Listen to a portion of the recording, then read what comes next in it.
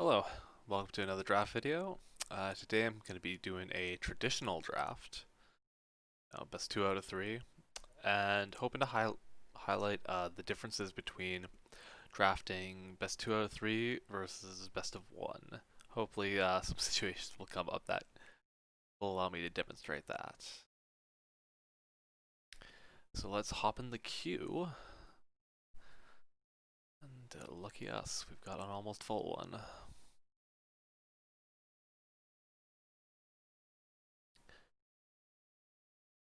Ready up, and let's see where this draft takes us.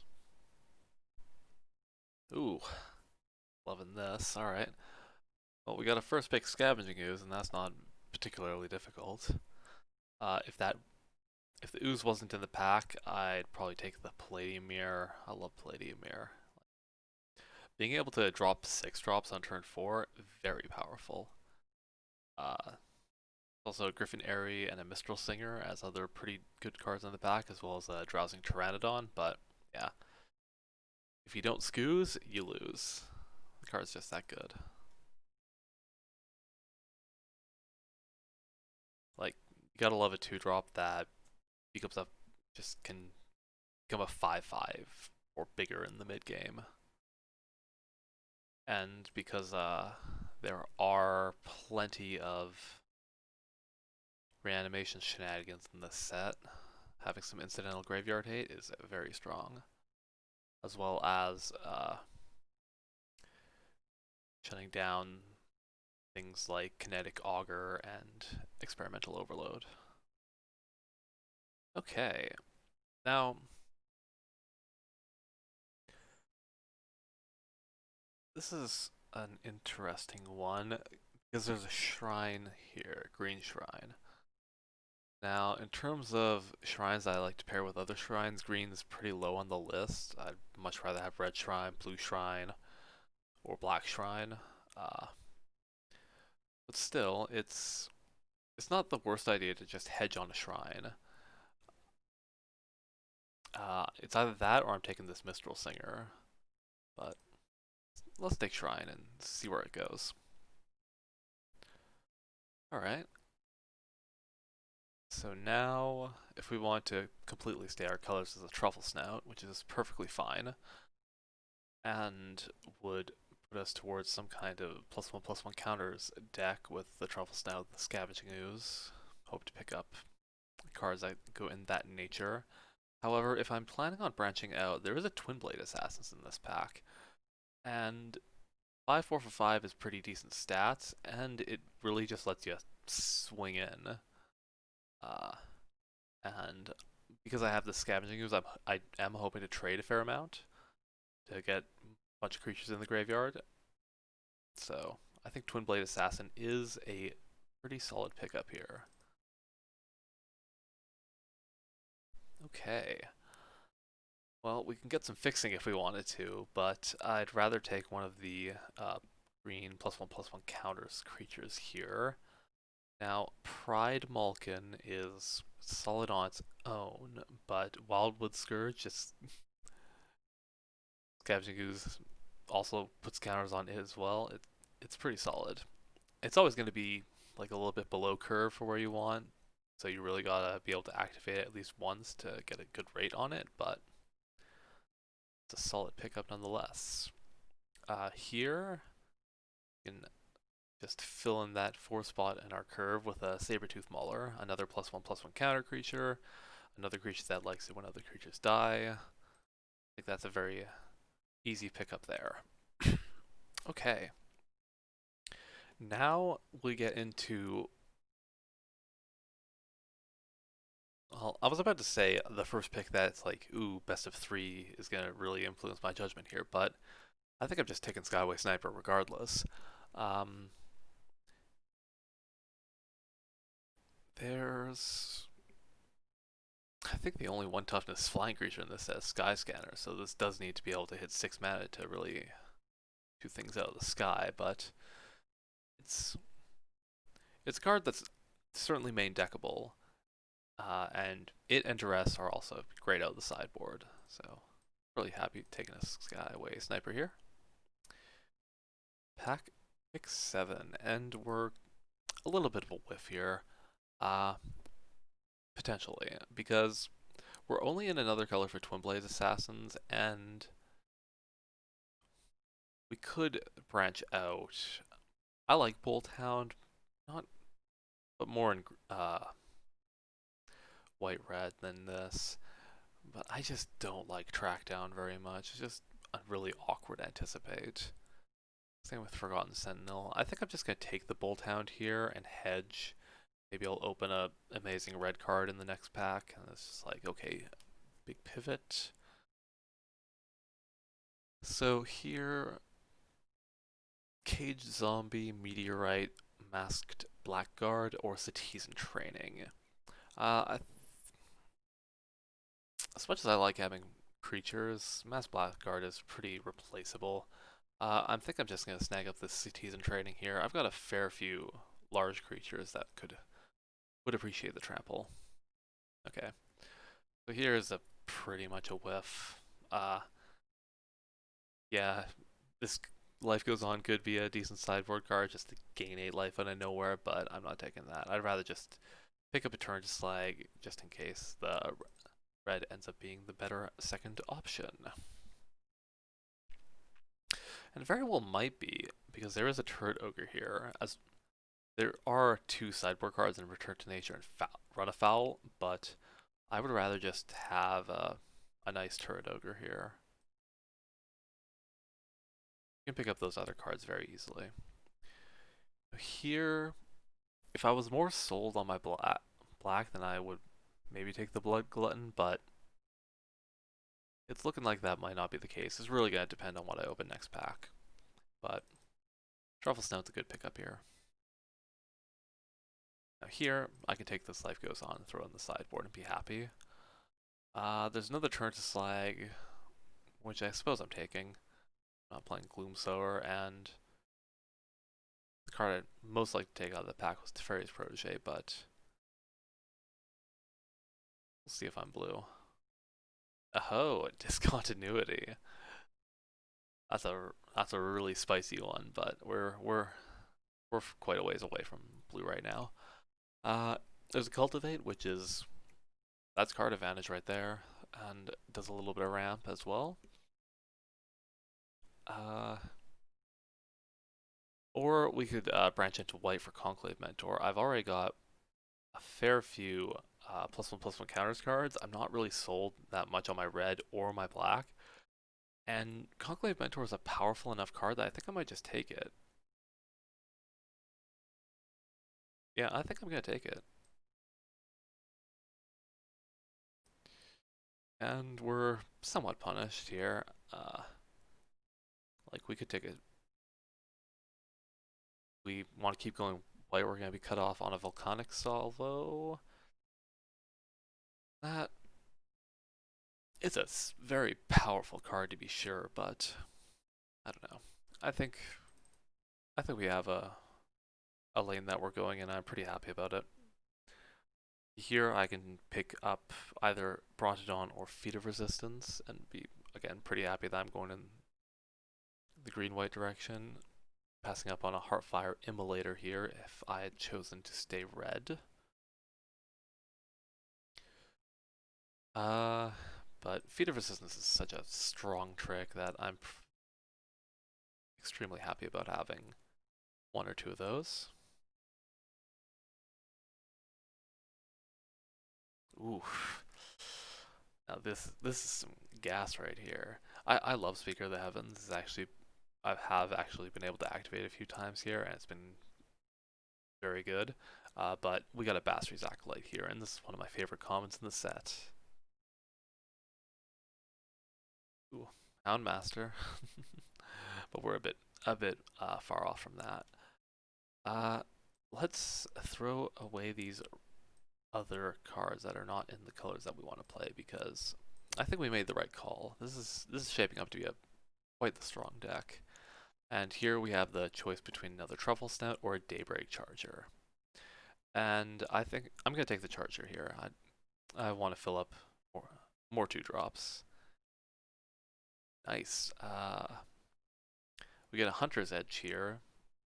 Pride Malkin's, would be a good pickup, but we have pretty much no removal at the moment, so gotta go for that.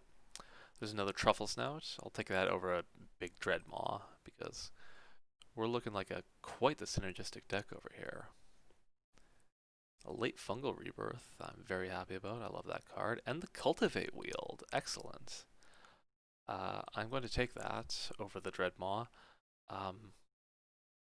Even though this deck doesn't look like it's going to really ramp that much, 2-for-1s is how you win limited games. So, being able to swap this one card for 2 is an excellent deal. Here, I'm not going to be playing this Forgotten Sentinel, so I might as well take the Radiant Fountain. That's something that I'll probably play main if I don't pick up too many other double color cards or, Conclave Mentors. I'm not playing a Portcullis Vine, whereas I'll take a Jungle Hollow just in case I want to splash something. Because now that I have that in the Cultivate, I can very easily splash something. I'm not sure if I'll splash the Twin Blade Assassins at this moment. Because it's just kind of a dorky creature. And with the +1/+1 counters deck, I'm more interested in my creatures just being way bigger than my opponents. I don't care if they die or not. Well, sorry. I don't want them to die is what I actually meant. Here's an Ornery Dilophosaur.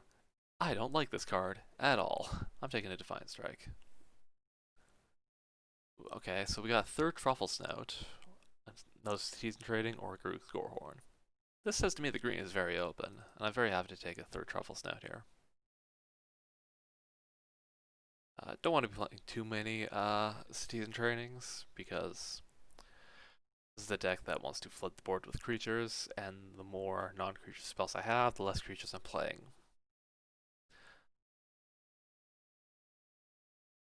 Gonna pick up a cheeky Ranger's Guile to go along with my Feat of Resistance as things to protect my creatures.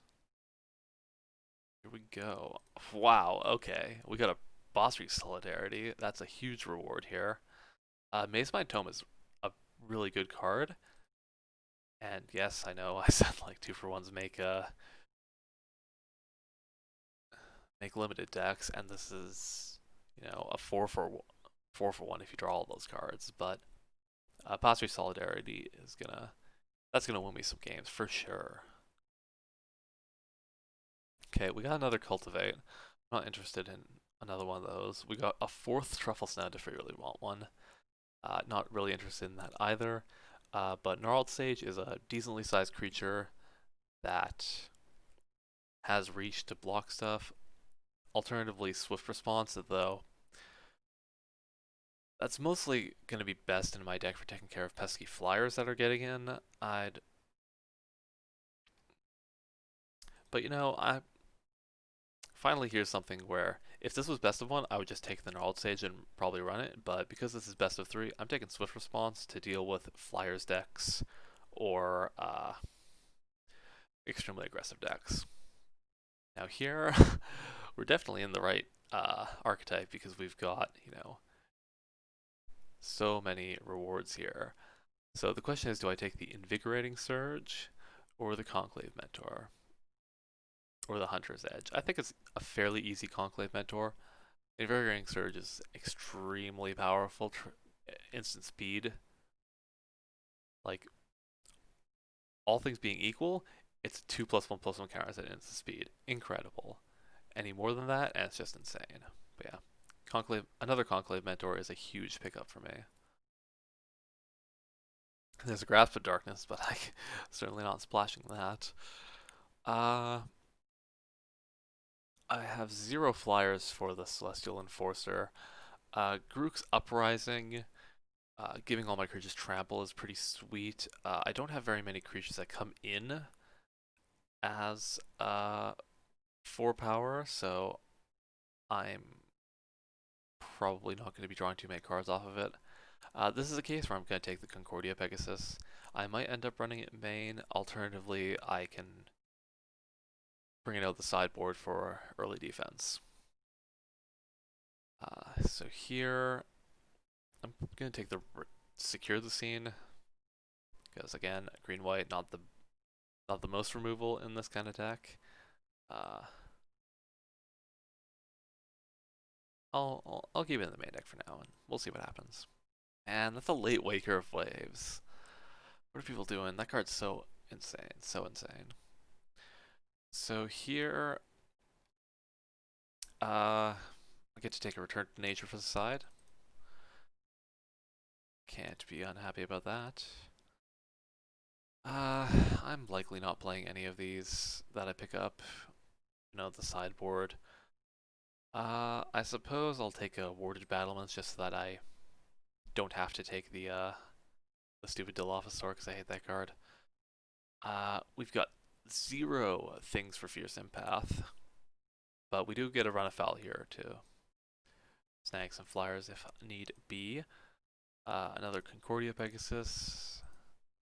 Wow, okay, we got some wheels here. I'm very happy to pick up an Gnarled Sage here. This is a very solid deck in my opinion. See how the build and the games go, but I'm feeling pretty happy about this.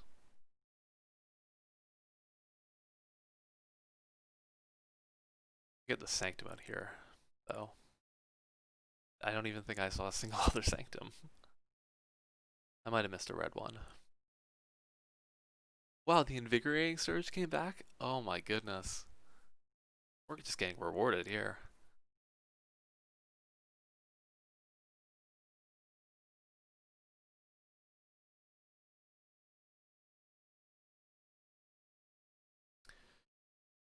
Toss the Radiant Fountain for the moment.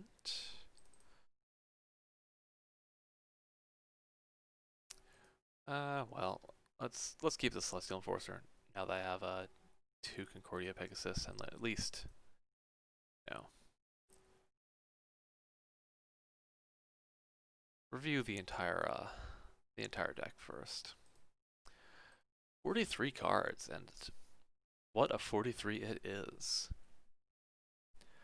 So the cards that I'm immediately looking at to shave. Yeah, I think it's got to be the Celestial Enforcer. I think the Skyway Sniper and the Swift Response. I just want to have so many creatures on the board that I don't really want the Swift Response. I can side it in if I need be. Wildwood Scourge is more like a 4-drop. I've got a fair bit of non-creature spells, if I see that. Yeah, 9 non-creature spells, so I should probably cut one more of those before I decide on cutting a creature.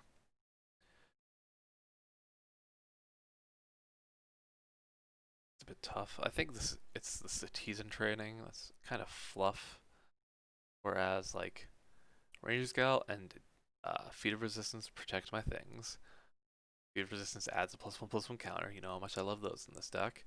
Basri Solidarity is gonna win me games when I go wide with it.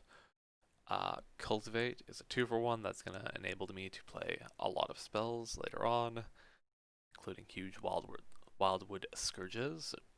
Fungal Rebirth lets me throw down some recipients for Basri Solidarity and lets me buy back any creatures that die. Invigorating Surge is gonna just make some one of my creatures huge. Hunter's Edge is removal. Secure the Scene is removal. So I don't think I can cut any of those happily. Whereas I cut the CTs in trading quite happily. So I've got 1, 2, 3, 4, 5, 6 2-drops and a 1-drop. That's a good amount. Got 1, 2, 3, 4, 5 3-drops. Again, a good amount. Couple 4s and a 5. So I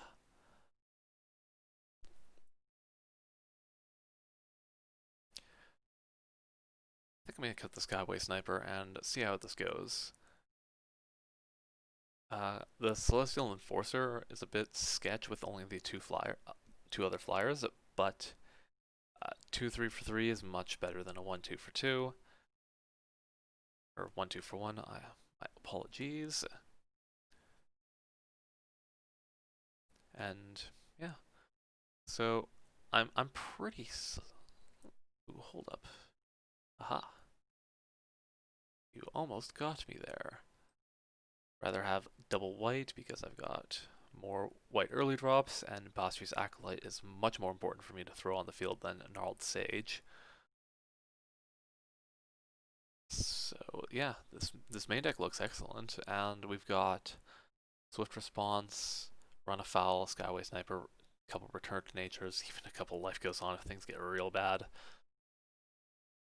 And I think my main deck is strong enough that I don't want to risk not being able to throw down a Conclave Mentor on 2 with Radiant Fountains.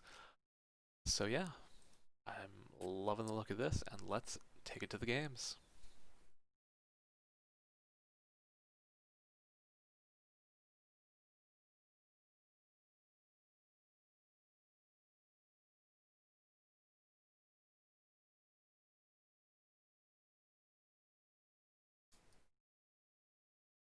And that's a no-go. That's very much a go. Okay. Now, what do I cut here? I think I'm going to throw the Invigorating Surge away. My plan is to early on trade this, like traded a Daybreak Charge or a Scavenging Ooze for something, Fungal Rebirth it back to get Saprolings. I just think I need a better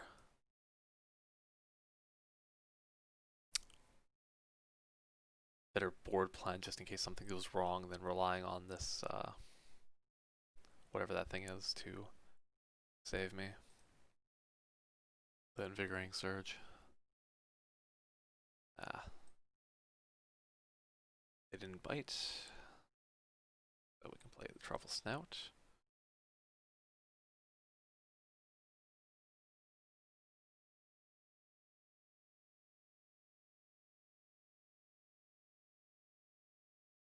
Yeah, Truffle Snout was a great draw there.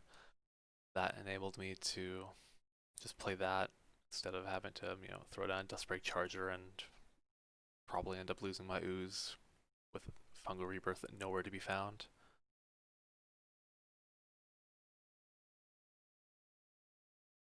It let me feel good about attacking in with the Scavenging Ooze. And if they traded, I would have snapped off this Fungal Rebirth and been very happy. So my opponent should attack first. Oh, they're just tossing that there. I don't know why they did that. I wasn't gonna block there. Whatever. Let's grow the snout and bash in. Holding up Ranger's Guile just in case they try to get cheeky with Scorching Dragonfires or cards of that ilk. I like it. Swamp Skeleton Archer.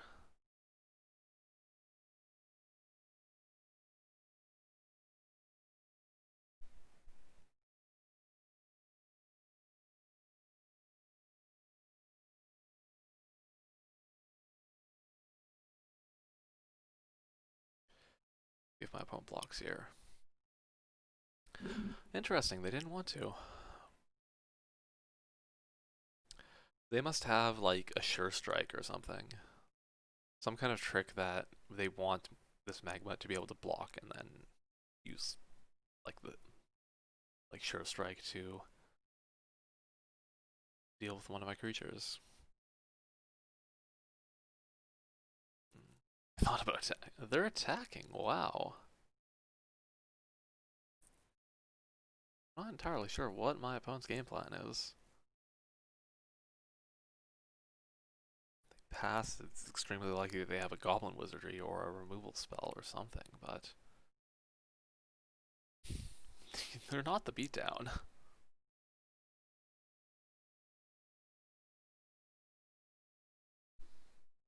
Like, I'm gonna attack here, and if their plan is to remove one of my creatures, I just Ranger's Guile and win.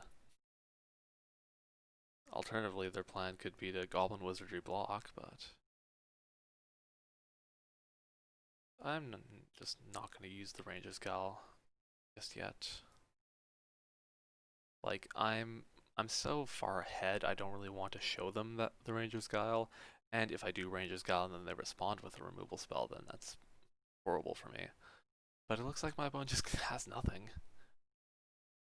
Gonna play a Prismite in their maybe multicolor deck, I'm not sure. So I saw very little from my opponent.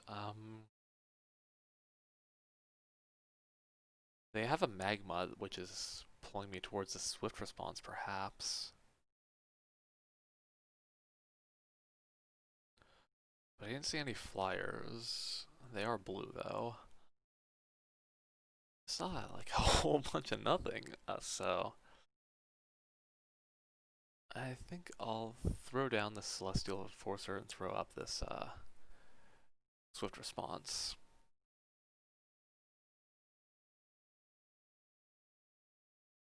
The Concordia Pegasuses are going to be good early blockers for their Magmont and their Prismite. Not a great early blocker for the Heart whatever Prowess Shock person, but whatever. My opponent let me go first. Okay. I'm very confused, and they're starting off with a Radiant Fountain. Okay. So I drew a land, which is incredible, so as long as this Conclave Mentor lives through this next turn, I'm swimming in it. Okay. Drop that. Let's swing in, see if they offer the trade. They do. Let's put a bajillion counters on this.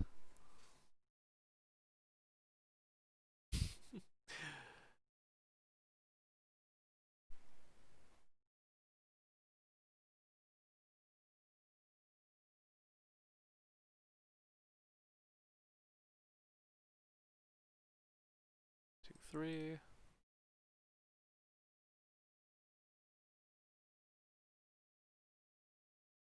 Yeah. Yeah, that Conclave into Invigorating Surge just pretty backbreaking, so that's not surprising.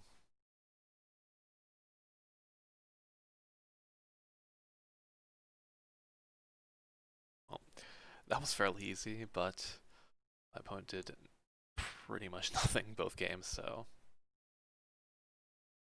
let's see if we can play against a deck with a little bit more action, see how we do.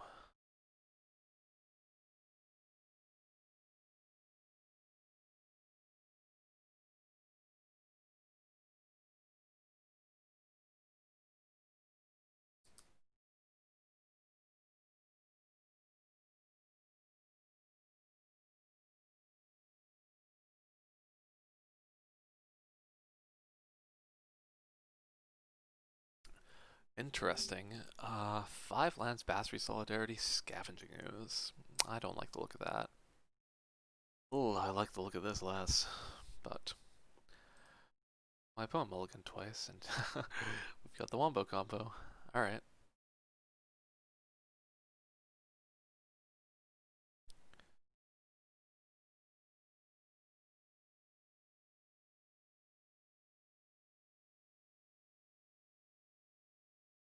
One's really taking a hard look at their 5.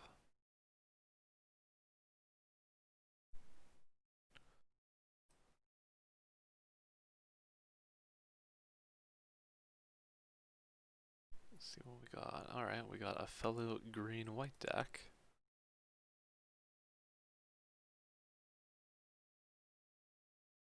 Green, white, black. Okay. You know, if you have a 3-color deck, I would hope that you're playing more quality cards than Walking Corpse.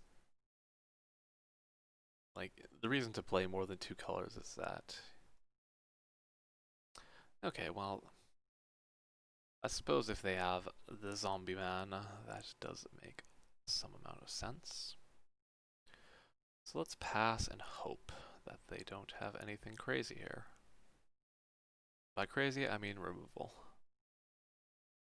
Okay, that's aces for me. Come on, attack with a devotee too. Ah, fine.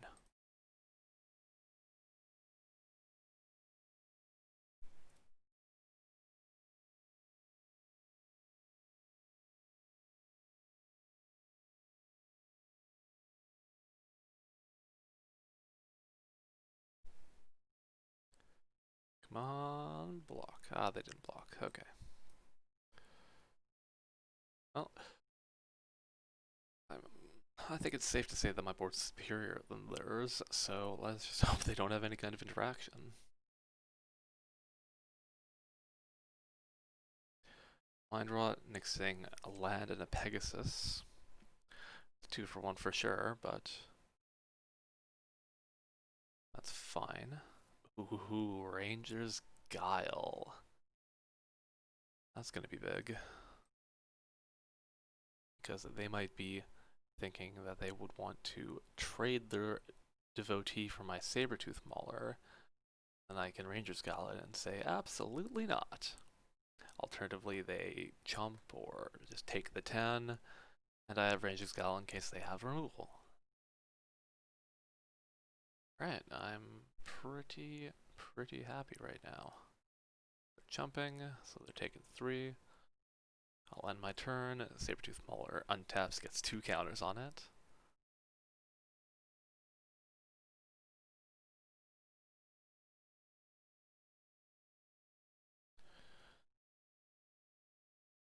Hope I draw like, oh, I don't know, Truffle Snout.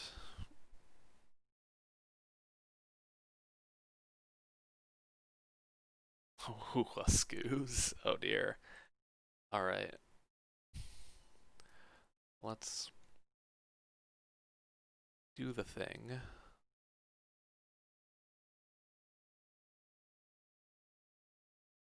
Titanic Growth, okay. They're gonna throw this in front of the Mentor. Lovely.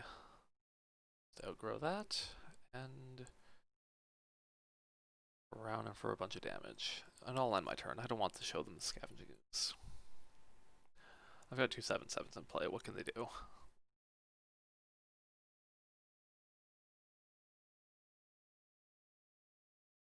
Concede. That's what they can do. Alright, so they're 3-color zombies? That's a bit interesting. I don't think there's anything here that I particularly want. Like Walking Corpse, Devotee, Snare Spinner. I guess if they have a Snare Spinner, these Concordia Pegasi are less good. But yeah, Mind Rot. I don't see anything that is gonna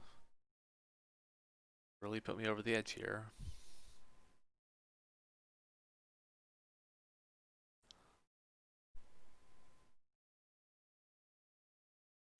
Oof.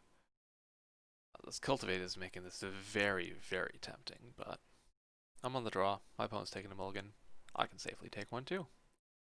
And I'm liking the look of this. This Cultivate is going to be immensely helpful. But now the question is, what do I not keep here? I think it's got to be the Feet of Resistance.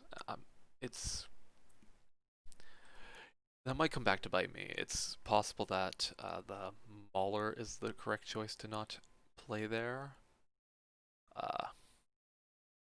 Because Cultivate is going to ram me directly to Gnarled Sage. Okay, we've got a Corpse. Alright. So, because we have a Truffle Snout here, assuming they don't have a Liliana's Devotee. Ooh, Blyfang, that's pretty sweet. I want to... If I Cultivate, then I'm just like playing a Gnarled Sage next turn. I'm not going to be able to double spell anyways, so... I'd rather just play this Truffle Snout. See what happens.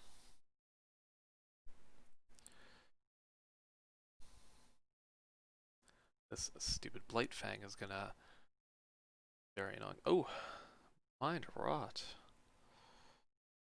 That's unfortunate. I think.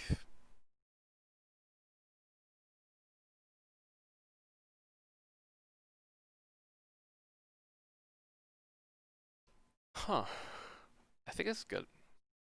I think it's gonna be the two lands. Because next turn, I'll spend my next turn cultivating, and that'll get those lands back.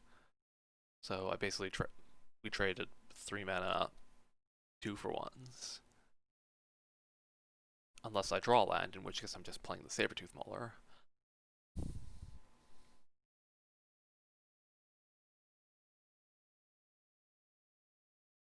My internet is being a pain in my ass right now.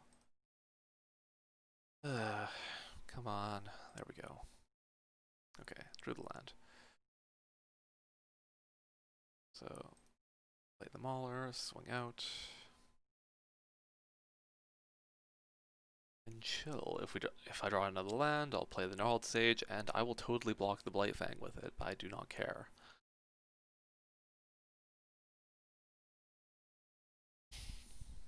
Alternatively, I get to play Cultivate and thin my deck a bit. And have 6 lands. Ooh, they are bashing with the Blightfang and the Walking Corpse. Now, I'm going to block and trade my Sabertooth Mauler for whatever trick they have. The worst thing that they could have for me is an Invariating Surge of their own, so that they now have a 4/4. Alternatively, they could just have the Titanic Growth they had last time, in which case I'm trading them. You know, 1 for 1.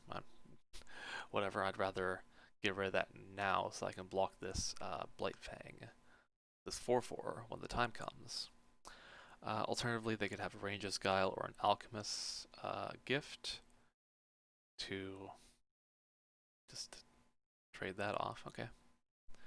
They had the Titanic Growth, and that's A-okay by me. So Wildwood Scourge is unfortunately not quite large enough to block this Blightfang and be super happy about it.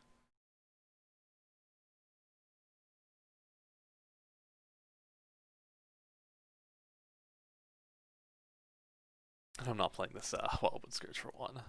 I really don't want to double block the Blightfang and open myself up to some kind of trick that'll really get me, so Sabertooth Mauler their own is annoying, but it's the way that cookie will crumble. So Gnarled Sage, I'm just going to hang back rather than attacking with the Truffle Snout. Fried Malkin on the Hooded Blightfang is my guess. Oh, the Walking Corpse? That's very interesting. Hooded Blightfang would make it so that I couldn't block it this turn. Whereas Walking Corpse is just, you can't attack with it because I just block with my Gnarled Sage. Alright, well, I'm tired of this Hooded Blightfang, so let's get rid of it.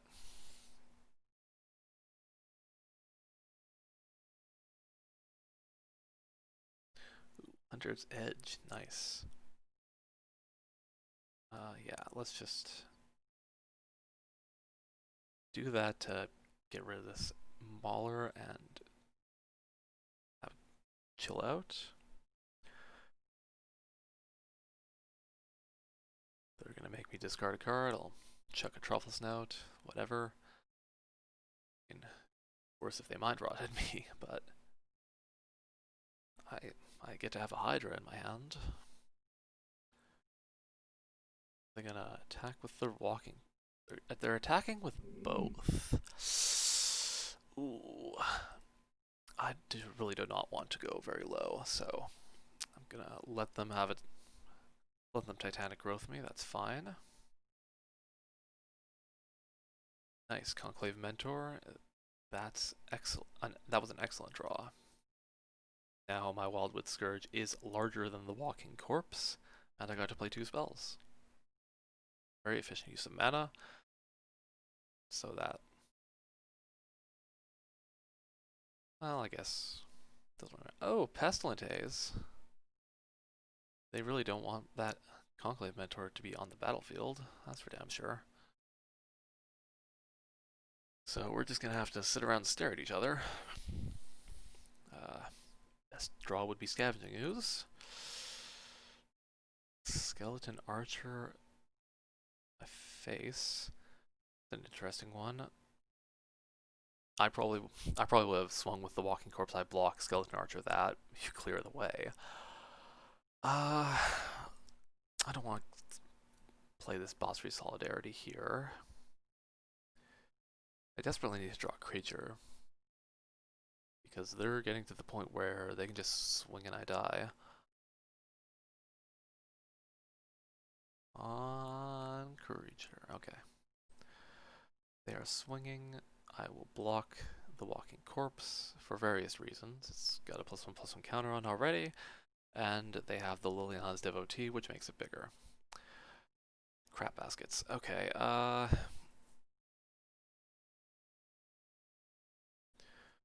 I just have to pass here. I'm very scared that my opponent has a finishing blow in hand.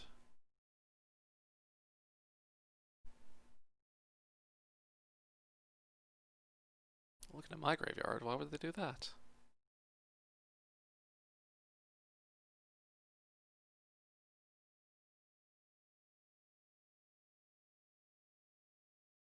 Look at their graveyard and a bunch of stuff.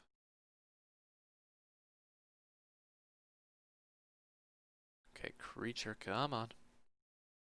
Alright, Concordia Pegasus is a fine one.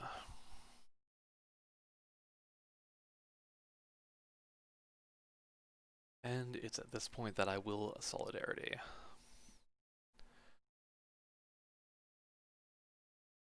I'm still gonna chill, but this makes it so that if my opponent removes my Wildwood Scourge, I can safely block the Skeleton Archer. Okay. And now, like, yeah, I can safely block their creatures quite easily. Okay. So, I've got to secure the scene, which is really awkward with how little life I have.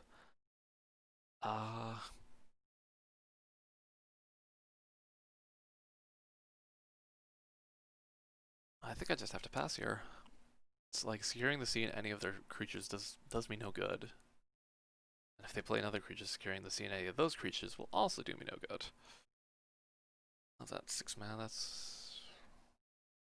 doesn't look like they have anything. Scared that they just throw down a Colossal Dreadmaw.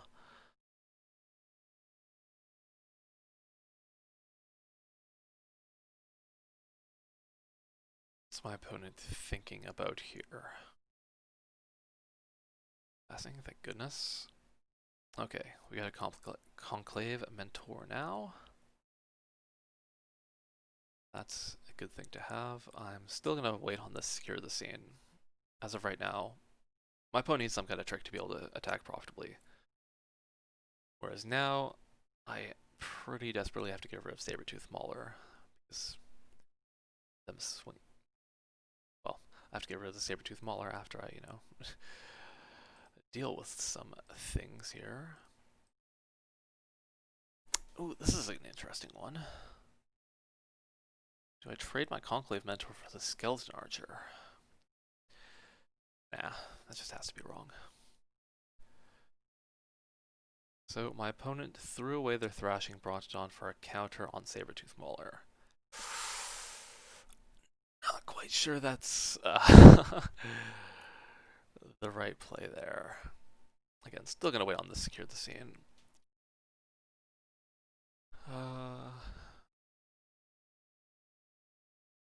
Ooh, they found their white source. I forgot that they were 3-color.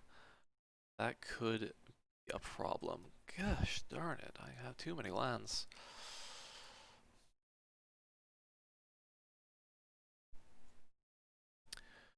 Luckily, they have drawn a bunch of lands too after being stuck on 4, and oof. Celestial Enforcer is going to be incredibly useful. I have this Concordia Pegasi, so I can.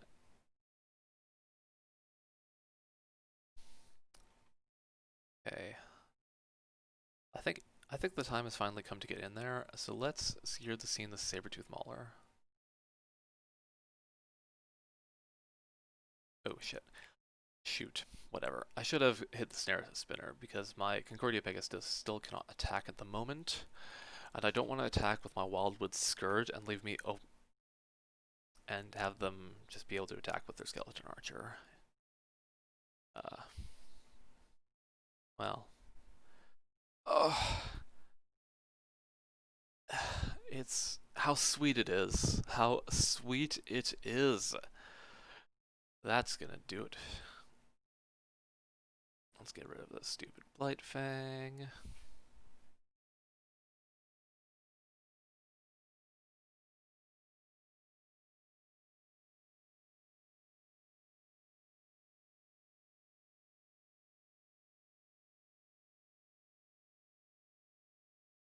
Oh, they have a return to nature, that's why. Okay. Well, you took off one Skew's activation. Don't want no Pride Malkins. And... oh, Thrashing brought to dawn. That guy's a jerk. Let's get rid of him.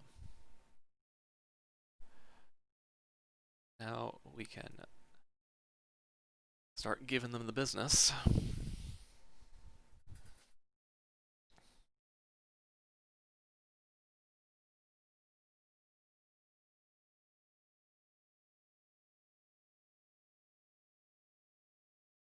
So I can tap down their Skeleton Archer, take away another card from a graveyard. Had to keep one Scavenging's activation up just in case they do run Rise Against. Rise Again. Ah, Devotee. I forgot to tap that Skeleton Archer, but say la vie.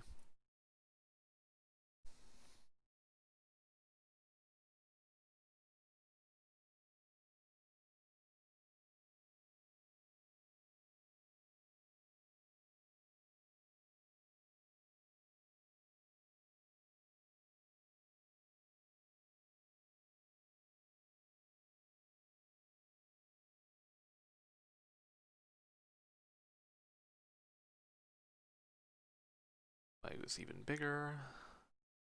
Lots of counters on it. Ooh, Fungal Rebirth. Now then, is there anything in here that's going to make this very strong? Nothing at the moment, so...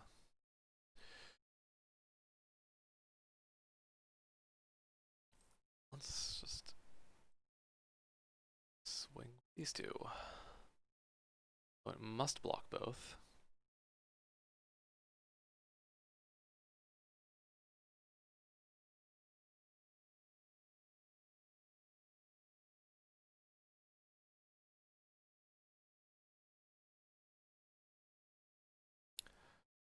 Fungal Rebirth out a Sabertooth Mauler.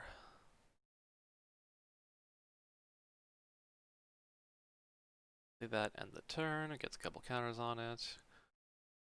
We're cooking with gas. There's zero way that my opponent can manage this. I think apart from Massacre Worm.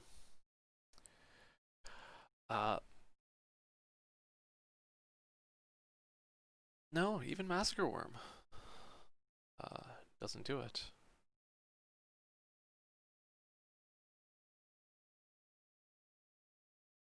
Because I gain 2 life, I have 3 creatures die, I only go down to 1, and I'm fairly certain I had enough stuff to block in ways that my creatures would not die.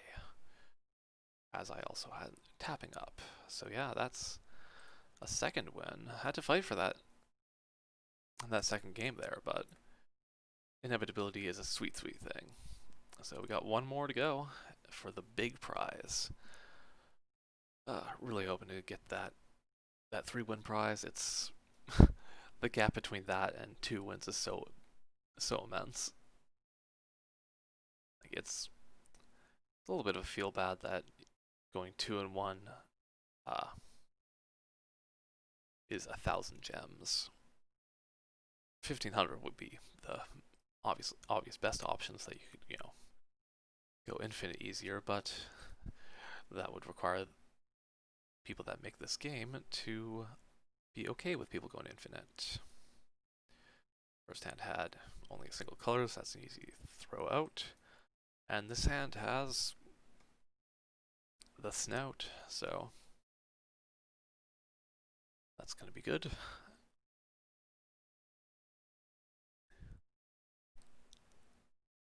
Your Invigorating Surge making this into a 6/6 if I want it to. And a Sabertooth Mauler to maul the competition. I suppose that Sabertooth Mauler is a cat for feline sovereign. That's an important thing to note, as I still have been extremely negligent in my duties on figuring out what that thing actually buffs to see how good it is in limited. I'll do my research on that eventually. Okay. Either my opponent finally decided or my internet was having some issues there. Who can say? Celestial Enforcer, not the best draw, but it is at least a card that I can play with the mana that I have. Magmut, okay. There's a 4th land, that's excellent.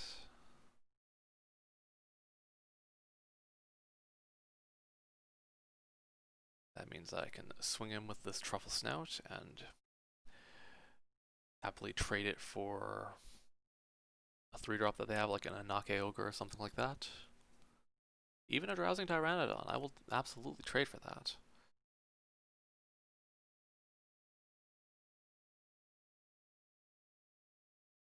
Or will I?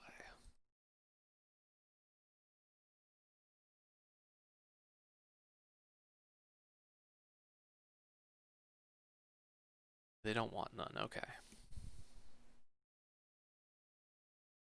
There is the question of just making a 6/6 and sniping their Tyrannodon. They chose to block it, which would be still pretty good. Red has next to no ways of dealing with the 6-drop. Ooh, Hunter's Edge, that's a problemo. It's quite a lot of damage. But we've got the Conclave Mentor. Now,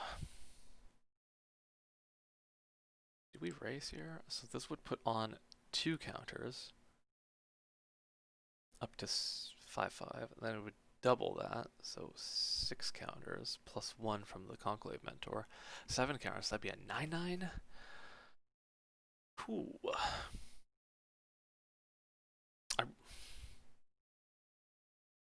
Yeah, let's do it. Oosh.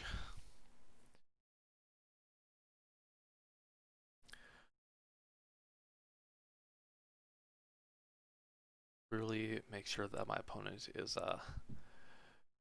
waking in their boots a little bit. See, they had the Scorching Dragon Fire. Now, and an Igneous Cur for the blocking. My guess is that they'll only attack with the Pteranodon here and keep up the Cur for blocking and the Magma for shooting. Yeah. You don't want to just attack with 2 creatures here and get blown out by a removal spell. But let's slay for 9. Blocking with the Magmut to be able to shoot me, I see.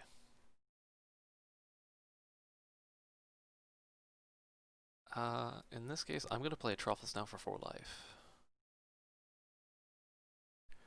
That's going to give me a very nice buffer. This Igneous Cur. They may just have to hold up their creatures back and take the 2-for-1 for this Truffle Snout. Because Igneous Cur can only go up to 7 power, they cannot kill the Truffle Snout at this moment. Or they can be the beatdown. Okay. That's very, very curious what they have in their hand.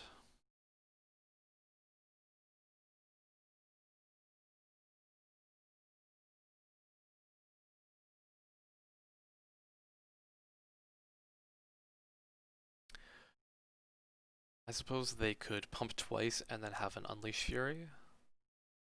Or pump twice. They can't have a Sure Strike. Okay, they're just taking the chumps. 4/4 and ship it.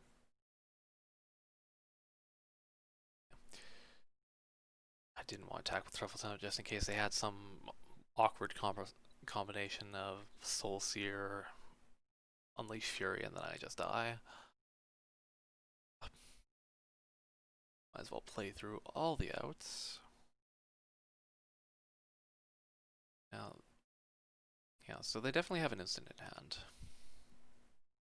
Or they're just stopping on my end step for mind games reasons.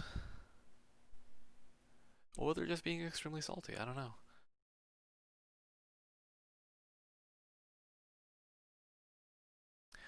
Oh, they had a volcanic geyser. Okay, so they just shot that at me for 4, a little bit of Charyu action. And maybe they had another one. Ooh, they have a Rada. That's cool.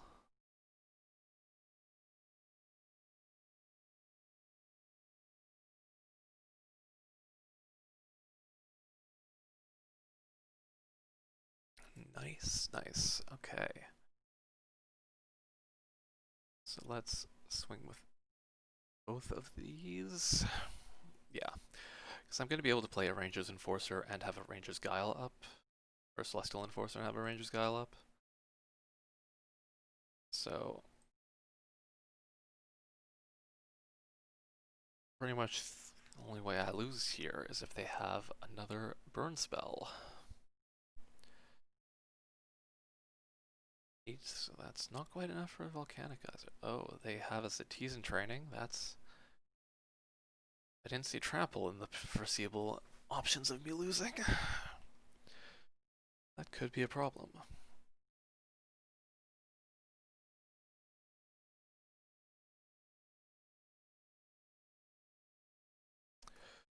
Obviously double block here, as I don't want...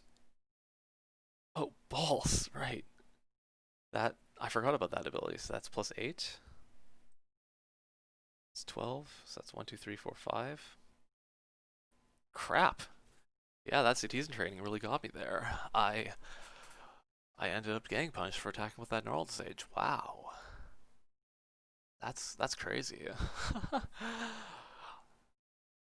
Though that's pretty awesome. Uh, Definitely gotta read the cards on these rares.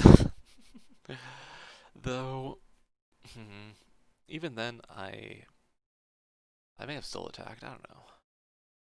Difficult to say. Though, yeah, that was just bad. So, cut this Celestial Enforcer, I believe, and I don't think that anything else is in the cards. I could bring in this Return to Nature to snipe Citizen training, but I don't like the sound of that. But yeah, Swift Response is definitely a card that I want in this matchup for Magmut and Rada. Okay. This is a fine hand. Let's play a casual 3/1 to a Cultivate. In this case, I'm going to play the Cultivate because I don't have a curve if I play the Truffle Snout. But let's jam first, see what they do. Don't want none. Unless you've got Bun's Hun.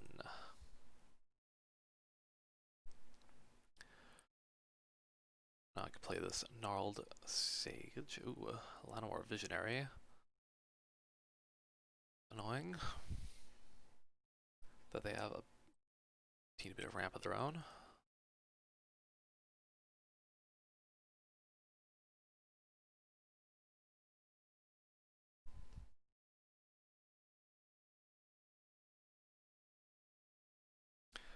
Considering that I've got Truffle Snout, Fungal Rebirth, Scavenging Ooze, Invigorating Surge, I'm fairly certain I'm the beatdown, so I'm not going to open myself up to any tricks if they attack.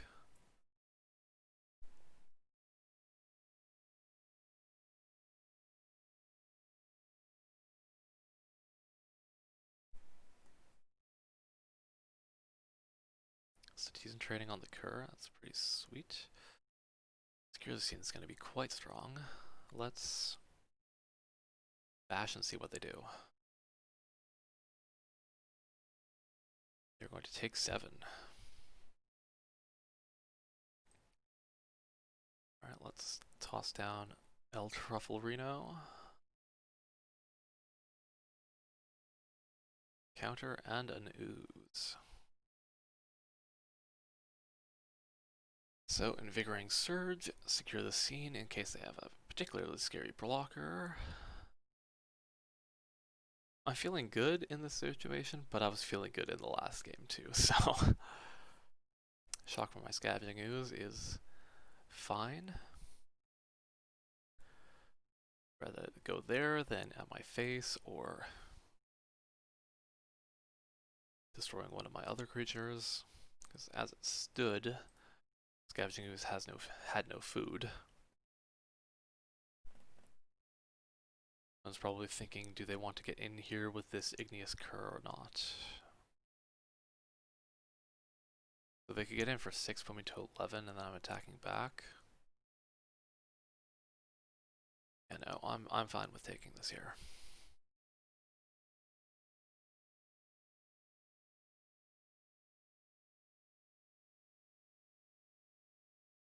Because okay, so what else do they have? Tyrannodon, okay. So I do have to be careful about the backswing here. But 100% a creature's dying this turn. And should my opponent try to go to like 1 or something, then this Invigorating Surge is going to get him. Alternatively, this Invigorating Surge might just trade for a couple things. Really awkward that I have so many 3-mass spells, but no 6th land or 2-drop to really make stuff happen.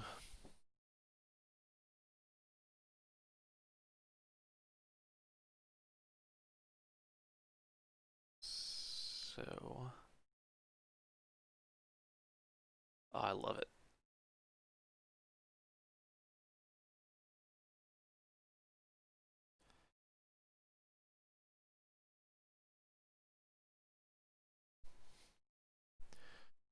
They decide to let me kill them if I had any power trick. In green-white, definite possibility that I do. Okay, so it's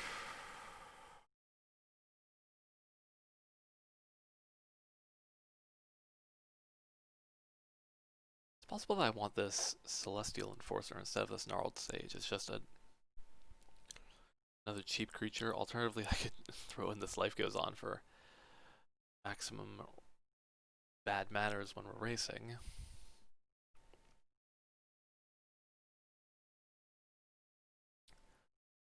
Zero flyers out of them. And the red-green.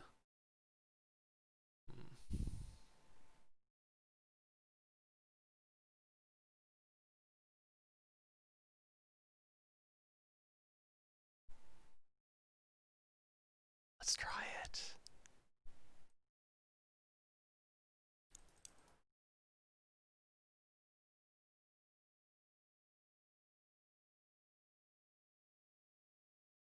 Beautiful. I just really have to hope that my opponent does not have a removal spell.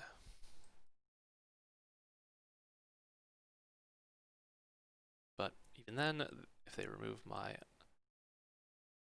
Ooh. No, I'm not throwing down anything here. Now, the worst for me is if they play Errata here, because that's probably their best 3. C'est la vie, but at least here I throw down my Conclave Mentor and be certain that it is not going to die.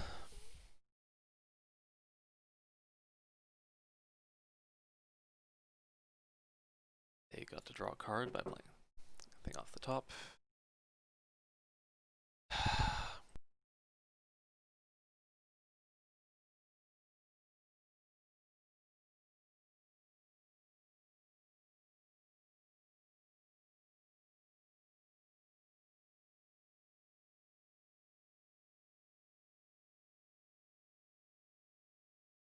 Apologies for the silence there, but had a touch of pressing business.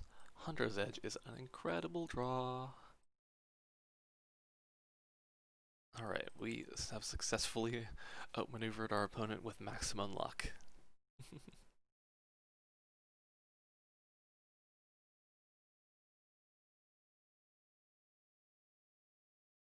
Weird Tyranno.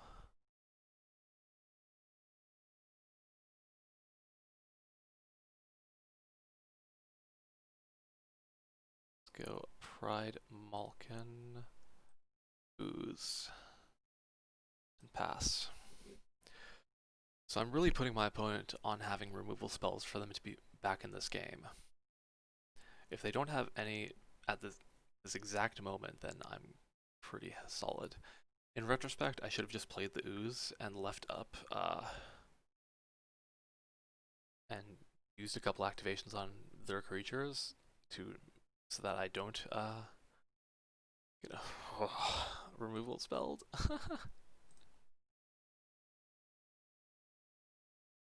Oh boy. I think this is pretty much game here.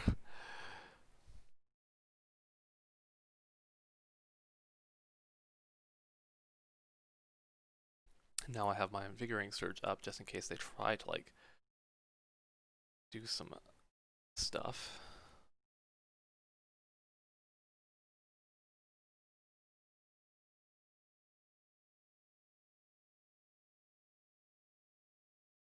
I'll attack with all the boys. And my opponent's looking at 25 trample. They're screwed.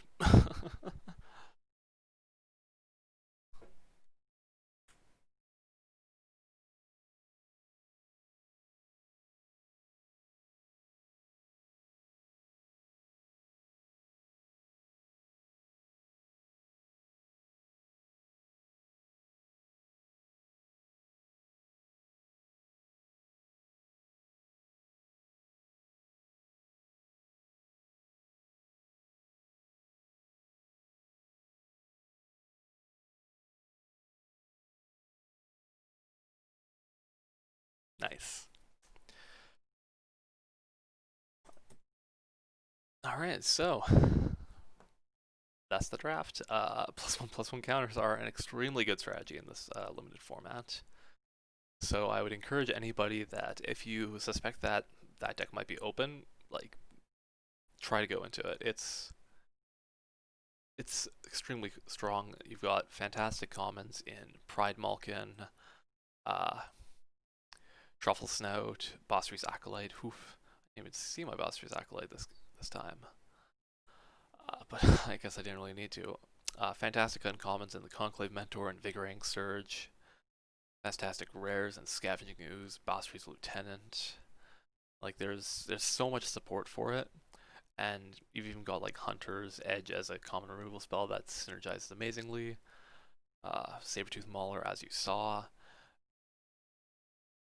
Tempered Veteran is another great uncommon for the deck. There's so much in there. It's such a deep archetype that, yeah. So that's the draft here. And oops, I forgot to save my deck. Oh well. Thanks for watching, and catch you another time.